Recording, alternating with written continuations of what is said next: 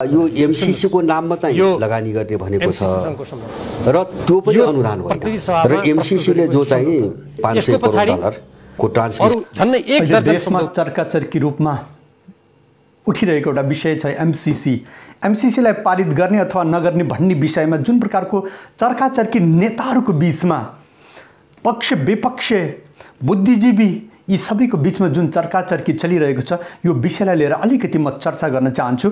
सर्वप्रथम साथीहरू यो पास गर्ने कि नगर्ने भन्ने विषयमा पनि जब बारबार आफ्नै देशभित्रका एक व्यक्तिले एक पक्षले चाहिँदैन अर्कोले चाहिँदैन यस्तो विवाद भइरहेको स्थितिमा पनि हामीले तटस्थ भएर बीचबाट हामीले के एउटा सोच्नुपर्छ भने यो चीज जुन चीजको लागि जसले चाहिरहेको छ त्यो चाहेको चीजको वास्तवमा यथार्थ के हो। अर्काले दिन्छु भनेको ठाउँमा यदि एक व्यक्तिले चाहिँदैन भनेको छ तै पनि हामीले त्यसमा रियल काटिरहेछौँ, मतलब त्यसमा केही न केही गल्ती छ। तर सोशल मिडियामा पनि तपाईले युट्युबमा पनि तपाईले आम मिडियाहरुमा पनि तपाईले देख्न सक्नुहुन्छ भनेको छ नि त्यो अनुदान होइन अनुदानको रूपमा होइन, त्यो लगानी गरे बापत उसले जे योजना बनाएको छ नि यो कुरा ओझेलमा राखिएको छ। बिल्कुल अन द पेपर हर व्यक्तिले त्यस जुन एग्रीमेन्ट्स जुन साइन गरेको छ जुन पेपर छ हो त्यो पेपरलाई हातमा राखेर हर व्यक्तिले तपाईलाई पढेर सुनाएको हर त्यसका धारा उपधाराहरूलाई पढेर स्पष्ट सुनाएको छ। एकको अनुसूची एकको जमा यसको प्रावधान छ एउटा, त्यो प्रावधानलाई युवराज खतिवडाले संसदलाई जानकारी नगरी यो अनुमोदनको लागि प्रतिनिधि सभामा पेश भएको छ। त्यो धाराहरूलाई यदि तपाईले राम्रोसँग तपाईले पनि सुन्नु भयो भने मनमा त एकपटक त यो लाग्छ कि हाम्रा मान्य प्रधानमन्त्री लगायत जति पनि एमसीसी को समर्थनमा भएका व्यक्तिहरू उनीहरू साच्चै या त उनीहरूलाई पढ्न आउँदैन, नेपाली पनि शुद्ध नेपाली पनि पढ्न आउँदैन, अथवा त्यो जुन बुदाहरू तपाईले मिडियाहरुमा पनि छरपष्ट रूपमा एक एक धारा उपधाराहरुमा स्पष्ट लेखिएको छ कि लगातार सदियौंदेखि न भूतो न भविष्यति कहिल्यै पनि कसैको गुलाम नभएको, कहिले कसैको पनि दासत्व स्वीकार नगरेको, एक स्वाभिमानलाई हमेशा कायम रखेको यो देशभित्र एक सामान्य एक अर्को देशको सामान्य एक संस्थाको माथाबाट हाम्रो देशमा हाम्रो देशको कानुनलाई समेत हातमा राखेर हल्लीमुहाली गर्नलाई सोच बनाएको खोजिरहेको त्यो स्पष्ट उनीहरूले जो मिडियामा हेर्नुस् जुन व्यक्तिले पनि अन द पेपर कागजलाई हातमा राखेर पढेर सुनाएको छ भने मतलब त्यो नभएको त होइन। अब यदि त्यसमा लेखेको छ अनि त्यो उनीहरूले जुन भनिरहेका छ जुन अक्षर छ जुन पढेको चिज सही हो भने एउटा बिल्कुल बौलाले पनि बुझ्न सक्ने कि हामी 59 अरब रुपैयाँमा आफ्नो देशको स्वाभिमानलाई अर्काको खुट्टामा अर्काको हातमा दिँदैछौँ स्पष्ट त्यहाँ देखिएको छ। अनि यो जुन पैसा उनीहरूले दिन खोजिरहेका छ त्यसमा मैले एउटा भिडियो तपाईले यहाँ हेर्न सक्नुहुन्छ। उनीहरूले बुझ्न जरुरी छ यो 5 वर्ष यो सम्पूर्ण ट्रान्समिसन लाइन र सडकको जो काम भनेको छ नि यसको सम्पूर्ण पैसा नेपालले किस्तामा हाल्नुपर्छ र यदि यो हर एक बुदाको हिसाबले यदि अक्षरशः सत्य हो भने एउटा त हामी नम्बर 1 संसारको सबैभन्दा ठुलो बेवकुफ बन्दैछौँ। माछा भ्याकुता भन्ने एउटा तपाईले कहानी सुन्नु भएको होला नि। नेपालमा चाहिँ जमेर यहाँबाट जे गर्न खोजेका छन् नि जस्तो सैन्य मिसनदेखि लिएर नेपालका स्वसाधन लुट्ने सम्बन्धका जति योजना बनाएका छन् नि ती चाहिँ एमसीसीले तपाईहरुबाट नै एक हुन्छ नि के रे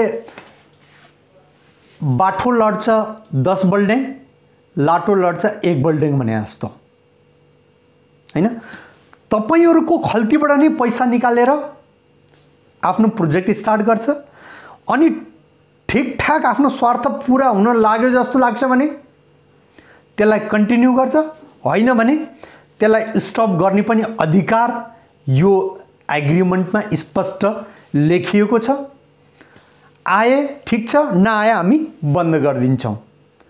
यस्तो टाइपको जुन एक मनमानी शैलीमा माछा भ्याकुतो भन्ने जुन शैलीमा यत्रो ठुलो भूल यदि हाम्रा देशका नेताहरूले अनि माननीय प्रधानमन्त्रीको मुखबाट नै बार यसलाई पास गर्नुपर्छ भन्ने विषयमा जुन बार एक वक्तव्य आइरहेको छ, यो वास्तवमा भन्ने हो भने एक लज्जास्पद हो।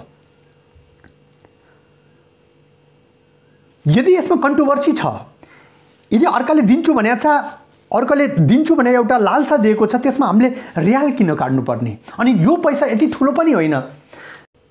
एकजना युवा लिडरको मुखबाट पनि मैले यो सुनेको थिएँ।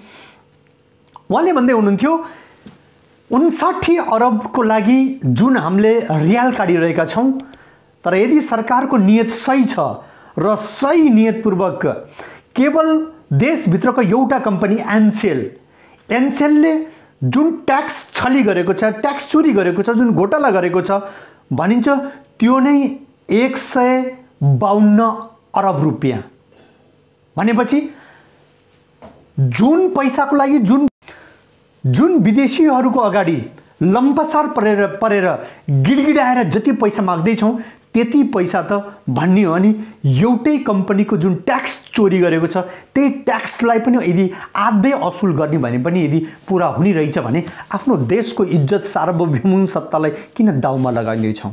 त्यो कारणले साथीहरू, यो अरू केही होइन, यो पैसाले हाम्रो देशलाई हुने केही पनि होइन। यो पैसा यति कुनै ठुलो पनि होइन।